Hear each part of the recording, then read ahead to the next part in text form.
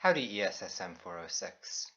Welcome to the fourth lecture for this class. This lecture is intended to be a very brief introduction to some key ideas about policy analysis and studying the policy process. What do we mean by policy? This is something that's discussed in the textbook reading that I gave you a chapter from by Birkeland. Birkeland points out that there's a lot of different definitions. For the purposes of this class, I want you to think about the following definition. Policy are authoritative decisions about who gets what, when, and how. Public policies are those that have to do with the broad public sector, meaning society at large, but we can also have private policies. You might have a policy in your house or a policy in your dorm. And we can actually think about those kind of policies using very similar conceptual tools. How are policies made? Policies are made through political processes. This is really important, and I actually think this is one of the most challenging pieces of this class for most students in this class, most of you who are coming to this class from a scientific background. You're in a science major, you're mostly taking natural science courses, and you're used to the idea that in most cases there's kind of a right answer, there's maybe a best way for doing something. And there might be a best way to carry out a policy, but that's not how policy is made. Policy is made through politics. It's made through power, through argument, and through conflict. That means that we don't always get our way.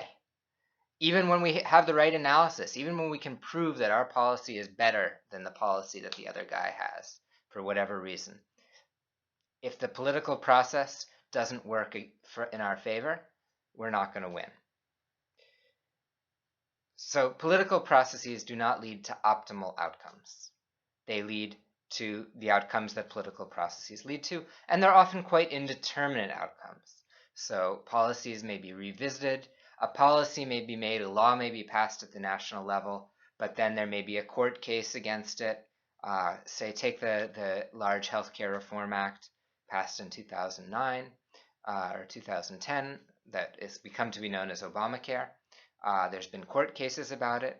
They keep changing the implementing rules. A lot of what was said in the policy, in the law, they've kind of had to tweak it because maybe it's not working out. Maybe in a year or two, there may be a new law passed to fix some of those problems.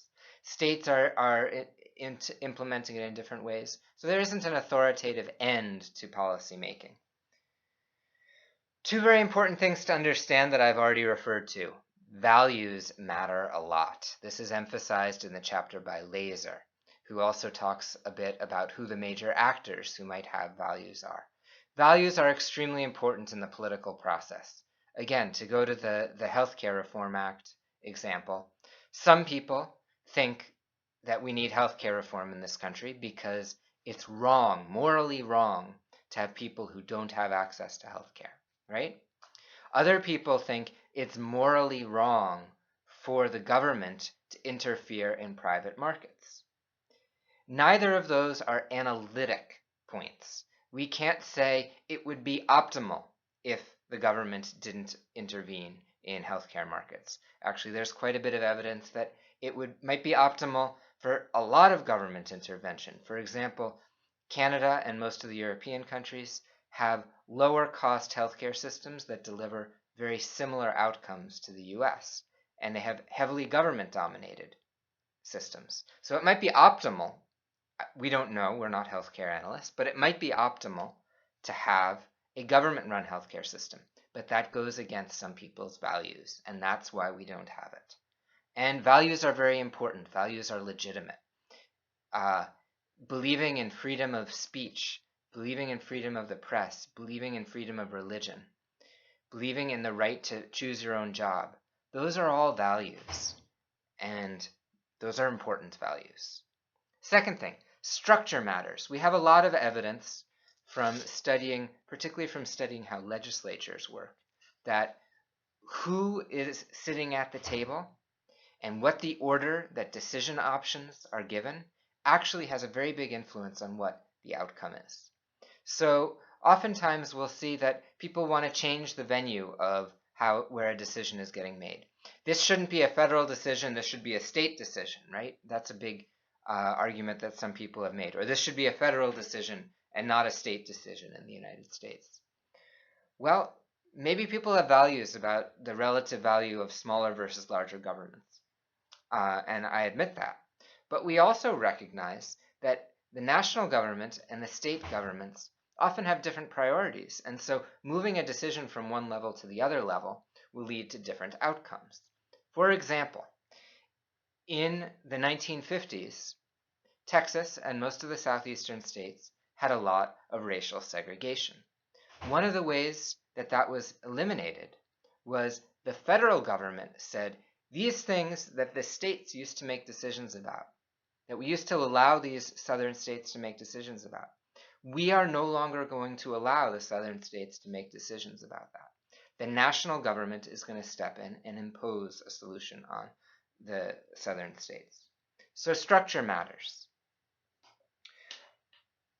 In this class, we're going to learn a bunch of conceptual tools for thinking about policies. Most of these come from the perspective that I come from, which you'll learn is an institutionalist perspective, and you'll learn more about what that means. This perspective, although it is value-laden, all scientific observation is value-laden, this perspective leads you to analysis that within that analysis you have right and wrong answers. So sometimes in this class I'll say, okay, is this the right answer or is this the right answer? That's distinct from my saying, is this the right policy or is that the right policy? I'm going to teach you analytic tools for thinking about the relative merits of policies. Those analytic tools have right and wrong answers. You can disagree about whether the implications of those are that this or that policy should be adopted. Maybe an implication is that we should adopt a certain policy, but you think that policy is morally wrong. That's very legitimate. So there is no correct policy. Policy decision-making is a political process. And we'll talk more in the next lecture, which I'll record in a minute, about some of the dangers of studying political processes for the purposes of this class.